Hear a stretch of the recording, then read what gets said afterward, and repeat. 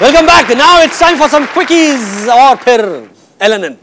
हाँ, सिमी ग्रेवाल के शो पर आकर करण जौहर ने शीला की जवानी गाने पर डांस कर दिया। Dude, I think there are better ways of coming out of the closet. Anyway, it's your choice. Preity Zinta को हाल ही में वेनिस फिल्म फेस्टिवल में world diamond group platinum award for people's friendship दिया गया। आपने ठीक सुना, world diamond group platinum award for people's friendship. और इस जोक की पंचलाइन यह है कि प्रीति जिंटा ने यह चूतियाटिक अवार्ड एक्सेप्ट किया। I mean, world diamond group platinum award for people's friendship अगर ऑर्कुट को भी देते ना तो वो भी रिफ्यूज कर देता। शरद पवार ने अपने असेट्स डिक्लेयर किए और कहा कि मेरे पास सिर्फ 12 करोड़ रुपए हैं।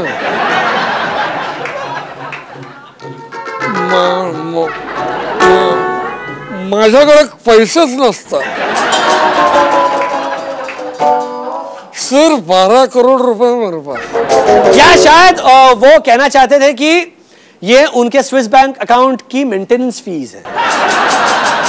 पर सच कहूं, अगर शरद पवार के पास सिर्फ 12 करोड़ रुपए हैं तो मैं स्कारलेट जोहानसन हूं। और इस असेट्स डिक्लेरेशन के हिसाब से Kamal Nath is the richest minister at rupees 263 crores. I think that also explains कि वो हमेशा चुपचाप मुस्कुराते क्यों रहते हैं। अंदर अंदर सोचते होंगे, हाँ भाई लगे रहो तुम सब चाटने पे, मैं तो अपना हिसाब किताब देख ही रहा हूं।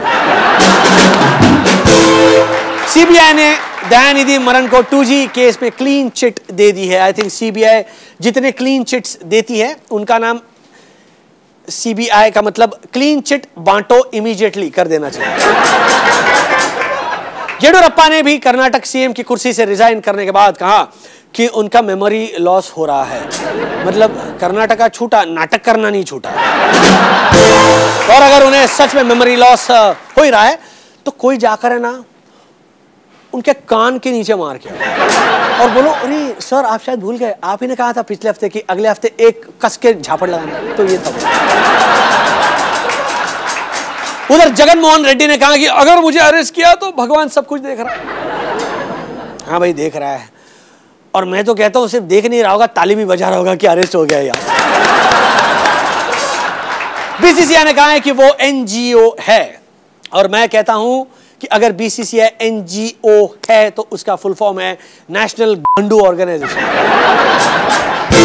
And now over to Barak Dutta and late night news. नमस्कार, मैं हूं बरक दत्ता, आप हैं आप और ये है लेट नाइट न्यूज। आज की सबसे बड़ी दिल दहला देने वाली खबर, सोनिया गांधी की चमचागिरी करने वाली लीडर के घर पैदा हुआ एक सचमुच का चमचा।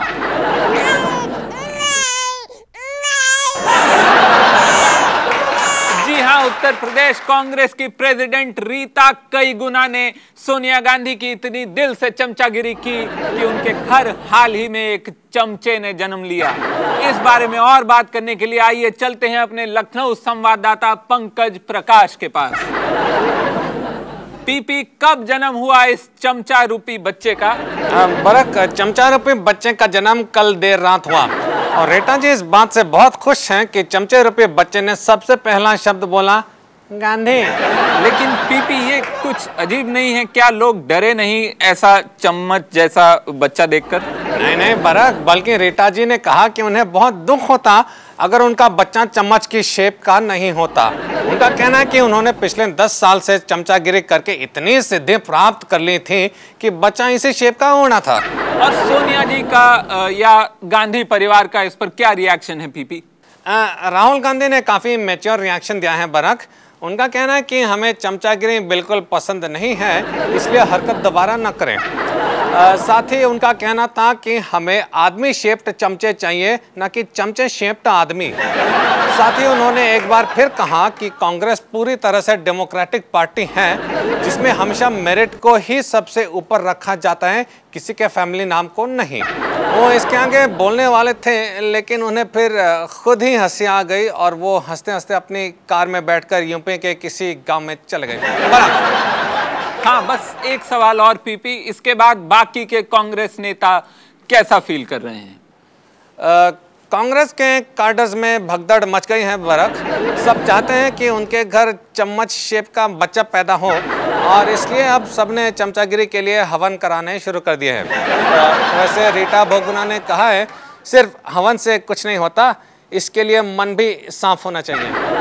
धन्यवाद पीपी, यानी कि पंकज प्रकाश, इस दिल दहला देने वाली खबर का खुलासा देने के लिए। मेरे ख्याल से यहाँ कॉन्डम कंपनीज के लिए एक चम्मच शेप्ड कॉन्डम बनाने का भी एक आइडिया निकल गया है। और बाकी है अभी इंटरव्यू लेते हुए करण थापर ने गुस्से में काट खाए सामने वाले के कान, और दिल्ली में आई इतनी बरसात की रैश ड्राइविंग हुई मुश्किल।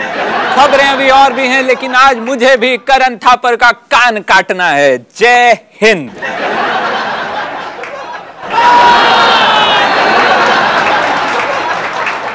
बाप रे बाप, ये बरख खूनी दरिंदा होता जा रहा है। ऑन दैट डिस्टर्बिंग नोट मैं लेता हूं आप सब लोगों से इजाजत। अगर अभी भी मन न भरा हो तो इंटरनेट पे जाओ और ढूंढो स्कारलेट जॉहानसन की न्यूड फोटोज, अभी रिलीज हुई है थोड़े दिन पहले, एंड से thanks for the tip. Alright, जय हिंद, लव यू।